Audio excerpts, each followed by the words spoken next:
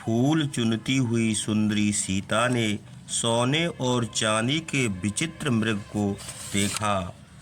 देखकर बड़े हर्ष से धनुर्धर रामचंद्र और लक्ष्मण को पुकारा, हे आर्यपुत्र, लक्ष्मण के साथ शीघ्र आओ। वे रामचंद्र और लक्ष्मण को बार बार पुकारती थीं और उस मृग की ओर देखती थीं। सीता की पुकार सुनकर पुरुषोत्तम रामचंद्र और लक्ष्मण इधर उधर देखने लगे। उन्होंने भी उस मृग को देखा। मृग को देखते ही लक्ष्मण को संदेह हुआ। उन्होंने रामचंद्र से कहा कि मेरी समझ में यह मृग नहीं है। मारीच राक्षस माया रूपी मृग बनकर आया है। पापी मारीच ने मृग का रूप बनाकर शिकार के लिए आए हुए राजाओं को मार डाला है। यह बड़ा मायावी है। माया के बल से इस प्रकार का मृग बनकर आया है। हे पुरुष श्रेष्ठ, देखिए इसका रूप कैसा मनोहर है। पृथ्वी पर कहीं भी ऐसा रत्नमय मृग नहीं है। यह मारीच राक्षस की माया है, इसमें कोई संदेह नहीं है। लक्ष्मण तो यह कहते थे और सुंदर मुस्कान वाली सीता राक्षस की माया से मोहित हो गई थीं। वे बड़े हर्ष से बोलीं, आर्यपुत्र, इस सुंदर मृग ने मेरा मन हर लिया है। हे महाबाहु, इसे पकड़ लाइए।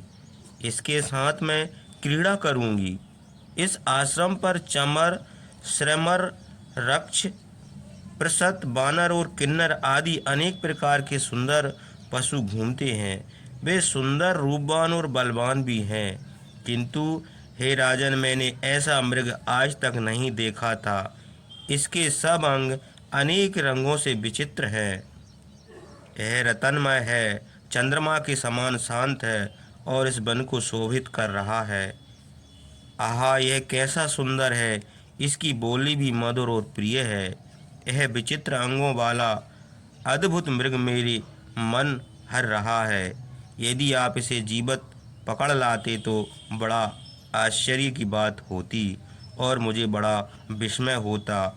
जब वनवास के दिन बीत जाएंगे और हम लोग अयोध्या को चलेंगे, तब यह मृग अंतःपुर की शोभा होगा।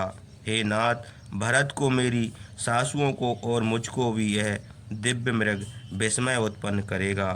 हे पुरुष श्रेष्ठ, यदि आप इस मृग को जीवित ना पकड़ सकें तो इसे मार डालिए। इसका चर्म भी बड़ा मनोहर होगा। इसका सुवर्णमय चर्म कुशासन पर बिछाकर मैं आपके साथ बैठना चाहती हूँ। इस प्रकार सीता की बात सुनकर महातेजस्वी रामचंद्र ने लक्ष्मण से यह कहकर सोने की मूठ लगी हुई तलवार हाथ में ली। 3 स्थानों पर झुका हुआ आभूषण स्वरूप धनुष लेकर और 2 तूणीर बांध कर महापराक्रमी रामचंद्र मारीच को मारने के लिए चले। राजेंद्र, रामचंद्र को आते हुए देखकर मृग रूप मारीच डर के मारे छिप रहा। कुछ दूर फिर देख पड़ा, रामचंद्र धनुष और तलवार लेकर जिधर मृग भागता था उसी ओर दौड़ते थे। कभी सामने देख पड़ता था और कभी धनुष लिए हुए रामचंद्र के डर के मारे दूर भाग जाता था। वह कभी देख पड़ता था और कभी छिप जाता था। धनुर्धर रामचंद्र कभी उसे बहुत दूर देखते थे और कभी अपने समीप ही देखते थे।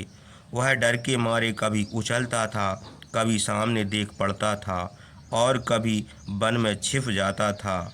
शरद ऋतु में चंद्रमा छिन्न भिन्न बादलों में कभी छिप जाता है और कभी देख पड़ता है।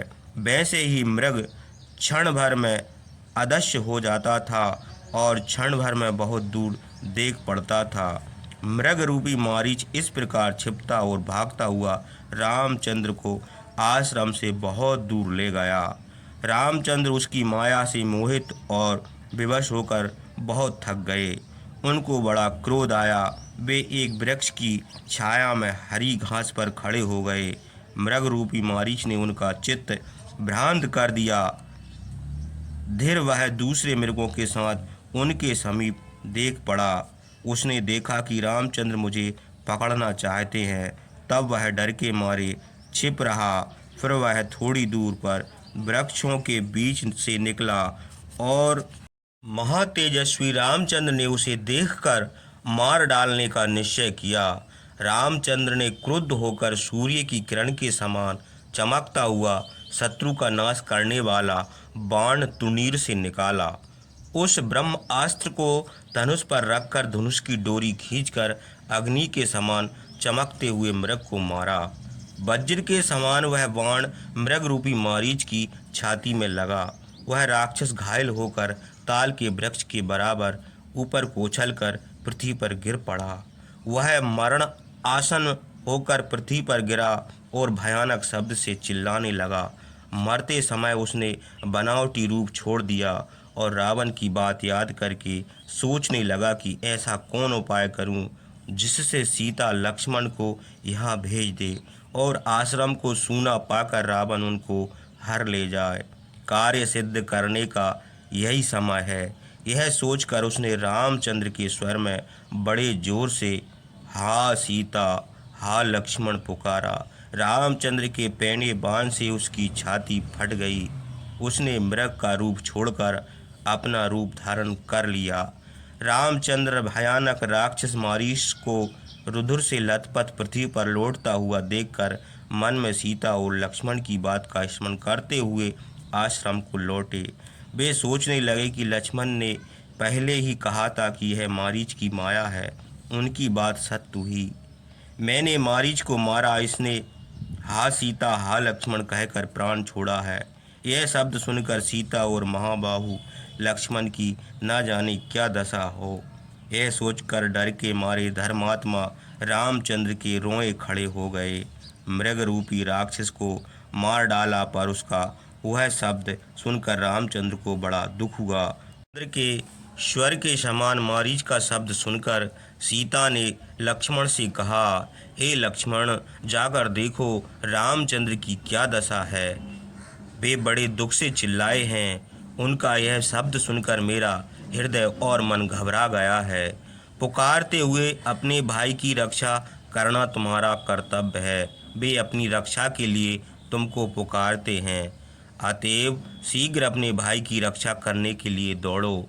जिस प्रकार बैल को सिंह घेर ले और वह व्याकुल हो जाए, वैसे ही रामचंद्र राक्षस के बस में पकड़कर व्याकुल हैं। सीता ने इस प्रकार लक्ष्मण से कहा, किंतु रामचंद्र की आज्ञा का स्मरण करके वे नहीं गए।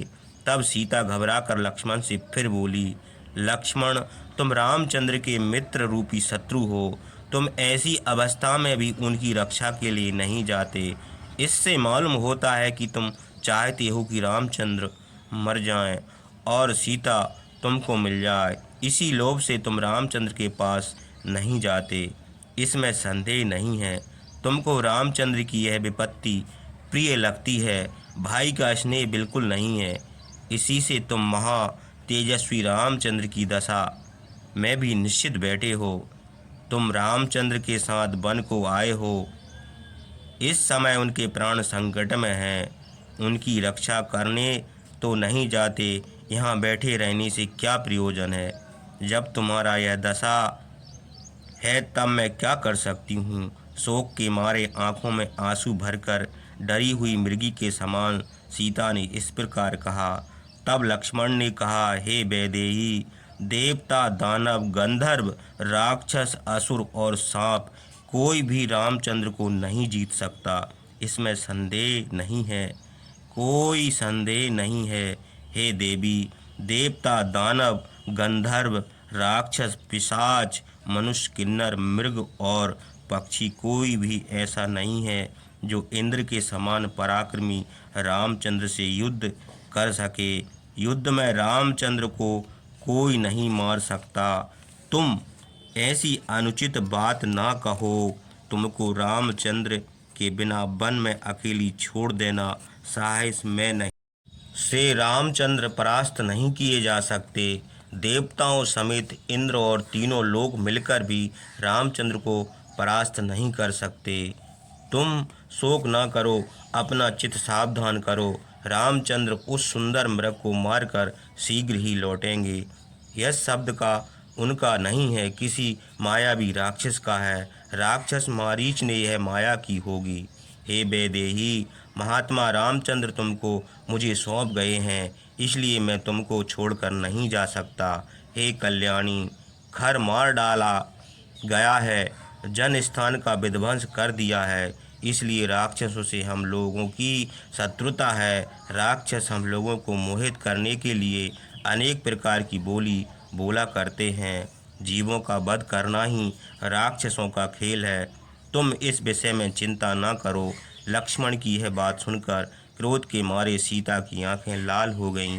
वे सत्यवादी लक्ष्मण से कठोर वचन बोली। हे कुशल, हे निर्दय, कुल कलंक, मैं समझ गई। रामचंद्र की यह विपत्ति तुझे बहुत प्रिय है, इसी से तू उनकी यह दशा जानकर ऐसी बातें कर रहा है। हे लक्ष्मण, तुम्हारे समान छुपे हुए शत्रु ऐसी बातें कहें तो इसमें कोई आश्चर्य नहीं है। तुम बड़े दुष्ट और नृशंस हो। रामचंद्र को अकेले वन को आते देखकर मेरे लिए उनके साथ आए हो, अथवा भरत ने गुप्त रूप से तुमको भेजा है।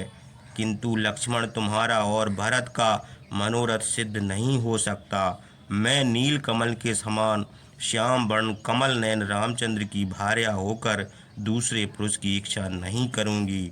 मैं तुम्हारे ही सामने प्राण त्याग दूंगी, इसमें कोई संदेह नहीं समझो। मैं रामचंद्र के बिना क्षण भर भी जीवित न रहूंगी। सीता के है रोम हर्षण कठोर वचन सुनकर जितेंद्र लक्ष्मण हाथ जोड़कर बोले, तुम मेरी पूज्य हो, मैं तुमको उत्तर नहीं दूंगा। तुमने जो अनुचित बातें कही हैं, ऐसी बातें कहना स्त्रियों के लिए कोई आश्चर्य नहीं है। स्त्रियों का स्वभाव ही ऐसा होता है। स्त्रियां स्वभाव से ही क्रूर, चंचल, धर्म और ज्ञान से हीन भेद उत्पन्न करने वाली होती हैं। किंतु हे सीता, इस तरह की बातों में नहीं सह सकता। ये बातें मेरे कानों में तपाए हुए बाण के समान बेध गई हैं। वन के देवता साक्षी हैं, वे तुम्हारी इन कठोर और अनुचित बातों को सुनते हैं। मैं यथार्थ बातें कहता हूँ और तुम मुझे ऐसे कठोर वचन कहती हो। तुमको धिक्कार है, तुम्हारे विनाश का समय आया है। मैं रामचंद्र की आज्ञा का पालन कर रहा हूँ और तुम दुष्ट स्वभाव के कारण मुझ पर संदेह करती हो। हे सुंदरी, तुम्हारी कल्याण हो। मैं रामचंद्र के पास जाता हूँ। हे विशाल वृक्ष, वन देवता तुम्हारी रक्षा करें। मुझे बड़े अशकुन देख पड़ते हैं। रामचंद्र के साथ लौटकर तुमको फिर देखें तो बड़ी कुशल समझो। लक्ष्मण की यह बात सुनकर रोती हुई सीता फिर बोली, हे लक्ष्मण, रामचंद्र के बिना मैं गोदावरी में डूबकर मर जाऊंगी, अथवा फांसी लगा लूंगी, या किसी ऊंचे स्थान से गिरकर प्राण छोड़ दूंगी, विष पीकर या आग में जलकर मर जाऊंगी, किंतु रामचंद्र के सिवा किसी दूसरे पुरुष का पैर से भी स्पर्श न करूंगी। दुख से व्याकुल सीता लक्ष्मण से इस प्रकार कहकर दोनों हाथों से अपनी छाती पीटने लगी। सीता को बड़े दुख से रोती हुई देखकर लक्ष्मण उदास हो गए। उन्होंने बहुत समझाया, किंतु सीता ने लक्ष्मण की बातों का उत्तर न दिया और धैर्यवान लक्ष्मण ने हाथ जोड़कर उनको प्रणाम किया और बार बार उनकी ओर देखते हुए रामचंद्र के समीप चले। लक्ष्मण सीता के कठोर वचनों से कुपित होकर रामचंद्र को देखने की इच्छा से बड़ी शीघ्रता से चले। तब रावण मौका पाकर सन्यासी के भेष से रामचंद्र के आश्रम पर आया। वह रंगा हुआ कोमल वस्त्र पहने तथा शिखा रखाए था, छाता लिए था और जूता पहने था, बाहें कंधे पर दंड रखे था और हाथ में कमंडल लिए था। रामचंद्र और लक्ष्मण आश्रम पर नहीं थे, इसलिए सीता चंद्रमा और सूर्य से रहित संध्या के समान थी। रावण उनके पास गया और जैसे क्रूर ग्रह चंद्रविहीन रोहिणी को देखे, वैसे ही उसने यशस्विनी राजपुत्री सीता को देखा। उग्र स्वभाव रावण को देखकर जन स्थान के वृक्षों के पत्ते तक नहीं हिले। वायु का चलना बंद हो गया। आंखों से सीता को देखते हुए रावण को देखकर शीघ्र बहने वाली गोदावरी नदी डर के मारे शिथिल हो गई। रावण भिक्षु का भेष बनाकर सीता के सामने आया। सीता रामचंद्र के विषय में सोचती थी। जैसे शनीश्वर चित्रा नक्षत्र के समीप आवे, वैसे ही दुष्ट रावण तृण से ढके हुए कुएं के समान साधु भेष बनाकर यशस्विनी सीता को देखता हुआ उनके सामने आकर खड़ा हो गया। महात्मा रावण सीता की प्रशंसा करने लगा। ब्राह्मणों के भेष में आए हुए अतिथि को देखकर सीता ने उसका अतिथि सत्कार किया। पहले उसको बैठने के लिए आसन दिया, फिर पैर धोने के लिए जल देकर उसका सम्मान किया और फिर उससे कहा कि भोजन तैयार है। रावण को रंगे वस्त्र पहने और कमंडल लिए हुए ब्राह्मण के भेष में देखकर सीता उसकी उपेक्षा न कर सकी।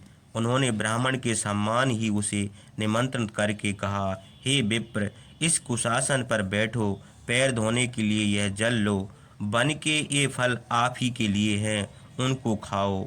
सीता ने तो इस प्रकार उसका सम्मान किया और उस दुष्ट ने सीता की ओर देखकर अपनी मृत्यु के लिए बलपूर्वक उनके रहने का विचार निश्चय किया। सीता भी उसके मन की बात समझ गई और शिकार के लिए गए हुए राम लक्ष्मण के आने की प्रतीक्षा करती हुई इधर उधर देखने लगी, किंतु उनको चारों ओर वन की हरी भूमि ही देख पड़ी। राम और लक्ष्मण कहीं ना देख पड़े। सीता के हरने का निश्चय करके परिव्राजक के भेष में आए हुए रावण के यह कहने पर सीता ने विचार किया, यह अतिथि है और ब्राह्मण है, यदि मैं इसके प्रश्नों का उत्तर ना दूंगी तो मुझे श्राप दे देगा। यह सोचकर वे बोली, आपका कल्याण हो, मैं मिथिला के राजा महात्मा जनक की पुत्री और रामचंद्र की प्रिय भार्या हूँ। मेरा नाम सीता है। मैंने इक्ष्वाकु वंशियों के घर में 12 वर्ष रहकर सब प्रकार के सुख भोग किया है। 13 वर्ष राजा दशरथ ने मंत्रियों से सलाह करके रामचंद्र के अभिषेक का निश्चय किया। अभिषेक की तैयारी देखकर मेरी सास कैकेयी ने अपने पति से वर मांगा। कैकेयी ने मेरे ससुर राजा दशरथ को धर्म के बंधन में बांधकर मेरे स्वामी रामचंद्र को वनवास और अपने पुत्र भरत का अभिषेक ये दो वर मांगे और सत्य प्रतिज्ञ महाराज दशरथ से कहा कि यदि रामचंद्र का अभिषेक होगा तो मैं ना पानी पीऊँगी, ना भोजन करूँगी और ना सोऊंगी। यदि रामचंद्र का अभिषेक हुआ तो मैं प्राण छोड़ दूंगी। कैकेयी के ऐसा कहने पर मेरे ससुर ने उनसे प्रार्थना की, यह वर ना मांगो, इसके बदले में धन रतन इत्यादि जो कुछ चाहो सो ले लो। किंतु कैकेयी ने कुछ भी ना माना। उस समय मेरे स्वामी तेजस्वी रामचंद्र 25 वर्ष के थे। मेरी आयु उस समय 18 वर्ष की थी। मेरे स्वामी का नाम रामचंद्र है। वे सत्यवान, सुशील, शुद्ध स्वभाव, सबके हितैषी, विशालाक्ष और महाबाहु हैं। महाराज दशरथ काम के वशीभूत थे। उन्होंने कैकेयी का प्रिय करने के लिए रामचंद्र का अभिषेक नहीं किया। जब रामचंद्र अभिषेक के लिए पिता के पास गए तब कैकेयी ने बड़ी शीघ्रता से उनसे कहा कि हे रघुनंदन, तुम्हारे पिता ने मुझसे जो कहा सो सुनो। भरत को यह अकटंक राज मिलेगा और तुम 14 वर्ष वन में निवास करो। यतएव तुम वन को स्थान करके अपने पिता का असत्य से बचाओ। रामचंद्र ने कैकेयी की यह बात सुनकर निडर होकर कहा कि अच्छा, ऐसा ही करूँगा। मेरे स्वामी दृढ़व्रत, उन्होंने कैकेयी की बात मानकर वैसा ही किया। हे विप्र, रामचंद्र दान देते हैं, लेते नहीं हैं, सत्य बोलते हैं, झूठ कभी नहीं बोलते, उनका है अटल नियम है। उनके सौतेले भाई लक्ष्मण महापराक्रमी हैं। वे रामचंद्र के सहायक हैं, युद्ध में शत्रु का नाश करने वाले हैं, धर्मात्मा और दृढ़ व्रत हैं। वे तपस्वी का रूप बनाकर जटाएं रखाकर धनुष लेकर रामचंद्र की ओर मेरे साथ वन को आए हैं। इस प्रकार हम तीनों मनुष्य कैकेयी के कारण राज छोड़कर दंडक वन को आए हैं। हे द्विजवर, यहाँ रामचंद्र और लक्ष्मण अपने पराक्रम से इस घने वन में रहते हैं। आप थोड़ी देर ठहरिए, विश्राम कीजिए। मेरे स्वामी बहुत से फल, मूल तथा लेकर आते ही होंगे। आप अपना नाम, गोत्र और कुल ठीक ठाक बताइए। हे विप्र, आप अकेले इस दंडक वन में क्यों घूमते हैं? सीता के यह कहने पर महाबली राक्षस रावण ने कठोर उत्तर दिया। हे सीता, देवता, दानव, मनुष्य और सब लोग जिससे डरते हैं, मैं वही राक्षस राज रावण हूँ। तुम्हारी देह का रंग सुवर्ण के समान है। तुम रेशमी वस्त्र पहने हो। हे सुंदरी, तुमको देखकर अब अपनी स्त्रियों से मुझे प्रेम नहीं रहा। मैं जितनी श्रेष्ठ स्त्रियां अनेक स्थानों से लाया हूँ, तुम उन सब से मेरी प्रधान भार्या बनो। तुम्हारा कल्याण हो। समुद्र के बीच में पर्वत के शिखर पर लंका नाम की मेरी नगरी है। हे सीता, तुम वहाँ मेरे साथ बगीचे में बीच रोगी। मैं, हे भामिनी, फिर तुम इस वनवास की इच्छा न करोगी। यदि तुम मेरी भार्या होगी तो सब आभूषण पहनोगी और 5,000 दासियां तुम्हारी सेवा करेंगी। रावण को ये बातें सुनकर जनक नंदिनी सीता को बड़ा क्रोध आया। वे निडर होकर बोली, भारी पर्वत के समान अकंपनीय, महासागर के समान गंभीर, इंद्र के समान पराक्रमी अपने स्वामी रामचंद्र की मैं पतिव्रता भार्या हूँ। सब शुभ लक्षणों से युक्त, बरगद के वृक्ष के समान अपने आश्रित लोगों को सुख देने वाली सत्य प्रतिज्ञ महाभाग रामचंद्र की मैं पतिव्रता स्त्री हूँ। महाभाऊ, विशाल हृदय, सिंह के समान चलने वाले, मनुष्य में सिंह के समान रामचंद्र की मैं पतिव्रता भार्या हूँ, जिनका मुँह पूर्ण चंद्रमा के समान है, जो महायशस्वी और महात्मा है। उन जितेंद्र राजकुमार रामचंद्र की मैं पतिव्रता भार्या हूँ। श्यार के समान तुम सिंहनी की अभिलाषा करते हो। जैसे सूर्य की प्रभा का स्पर्श नहीं हो, वैसे ही तुम मेरा स्पर्श न कर सकोगे। रे अभागे राक्षस, तू वृक्षों को सुवर्ण में देखता है। तेरी मृत्यु का दिन समीप है। इसी से तू रामचंद्र की स्त्री को पाने की इच्छा करता है। तुम भूखे सिंह और विषधर सांप के मुंह से दांत उखाड़ना चाहते हो। पर्वत में सबसे बड़े पर्वत मंदराचल को हाथ में उठाना चाहते हो और हलाहल विष पीकर कुशल से जीना चाहते हो। तुम सुई से आंखें खुजलाना चाहते हो और जीभ से छुरी की धार चाटने की इच्छा करते हो। जो रामचंद्र की प्रिय भार्या को पाने की इच्छा करते हो, गले में शिला बांधकर समुद्र में तैरना चाहते हो और सूर्य तथा चंद्रमा को हाथों से पकड़ना चाहते हो। तुम रामचंद्र की प्रिय भार्या को हरने की इच्छा करते हो तो मानो अंगारों के कपड़ों में बांधना चाहते हो। जो तुम रामचंद्र की भार्या को बलपूर्वक ले जाना चाहते हो। और दुष्ट आत्मा रावण प्रिय वचन कहने योग्य, प्रिय बोलने वाली सीता से यह कहकर काम के बस होकर उनको वैसे ही पकड़ लिया जैसे बुद्ध रोहिणी ग्रहण करे। उसने बाएं हाथ से सीता के केस और दाहिने हाथ से उनको पकड़ लिया। पर्वत के समान ऊंचे पैने दाढ़ों वाले महाबाहु रावण को मृत्यु के समान देखकर डर के मारे वन देवियां वहां से भाग गईं।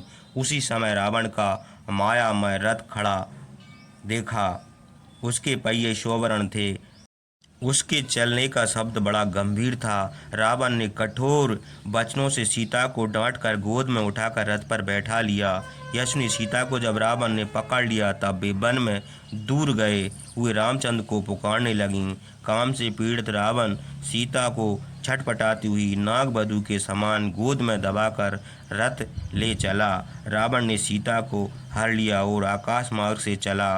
मत वाले मनुष्य के समान अथवा उसका चित्त भ्रांत हो गया। उस रोगी के समान सीता पीड़ित मनुष्य की तरह दुखी होकर चिल्लाने लगी। हा गुरुजनों को प्रसन्न करने वाले महावायु लक्ष्मण, काम रूपी राक्षस मुझे हर लिए जाता है और मुझको यह मालूम नहीं है। हा रघुनंदन, हा रामचंद्र, तुम धर्म के लिए प्राण, सुख और धन सब कुछ त्याग सकते हो। पापी राक्षस मुझे हर लिए जाता है पर तुम देखते नहीं हो। हे शत्रुनाशन, तुम उदंड मनुष्य को दंड देते हो तो फिर इस पापी रावण को क्यों नहीं